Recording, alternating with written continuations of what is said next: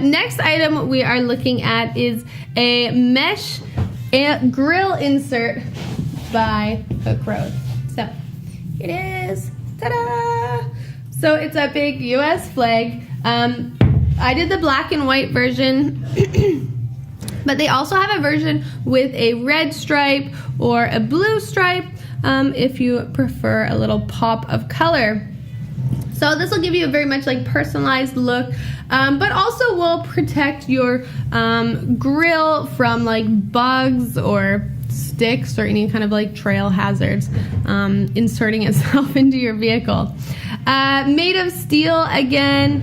I just think it's pretty. Excuse me. I'm gonna do the overhead so you can see it kind of flat out. It's bigger than my overhead camera, but you can see the material. It's just got like little circles throughout it.